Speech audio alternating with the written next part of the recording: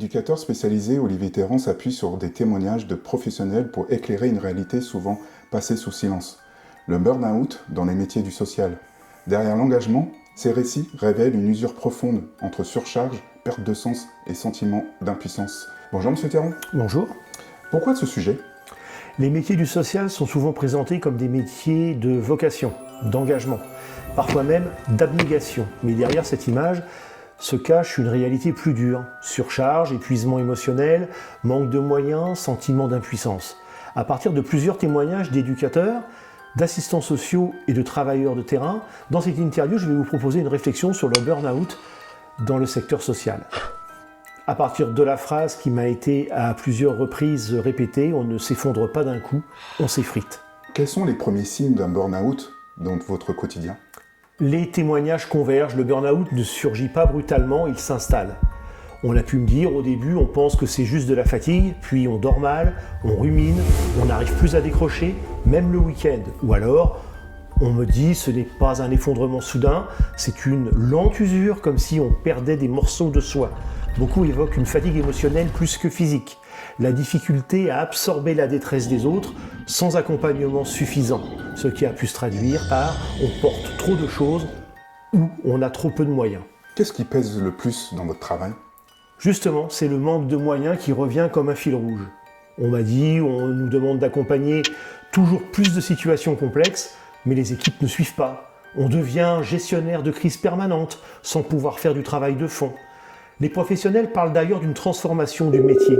Moins de temps pour l'humain, plus de tâches administratives et une logique de flux plutôt que d'accompagnement. Un d'entre eux m'a dit que l'impuissance est le pire des poisons. Qu'est-ce qui épuise le plus psychologiquement ? Au-delà de la charge de travail, c'est le sentiment d'impuissance qui revient le plus fortement. Avez-vous des exemples à partager ?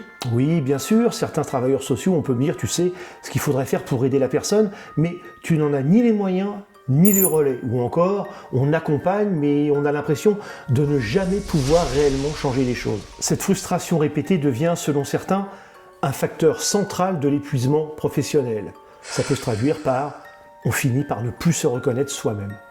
Et comment le burn-out impacte-t-il votre vie personnelle ? Les frontières entre vie professionnelle et vie personnelle deviennent poreuses. Certains me disent, je rentrais chez moi, mais j'étais encore au travail dans ma tête. D'autres encore, j'étais irritable, absent, même avec mes proches, je n'avais plus d'énergie émotionnelle.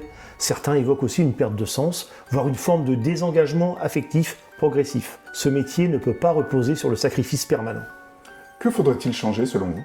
Les réponses sont sans ambiguïté. Le problème n'est pas seulement individuel, il est structurel. Ainsi, on a pu me dire on ne peut pas tenir sur la seule base de la vocation, ou encore il faut des équipes renforcées, du temps, de la reconnaissance réelle, pas seulement symbolique. Les professionnels interrogés insistent sur la nécessité de repenser l'organisation du travail social, effectif, supervision, espace de parole et surtout une reconnaissance concrète de la charge émotionnelle. Et enfin, pour conclure, Monsieur Théran ? Je dirais que le burn-out dans les métiers du social n'est pas une faiblesse individuelle, mais plutôt le résultat d'un déséquilibre profond entre mission et moyens. À travers ces témoignages, une idée s'impose. Prendre soin des autres suppose aussi de prendre soin de ceux qui accompagnent. Merci, Monsieur Théran. Merci à vous.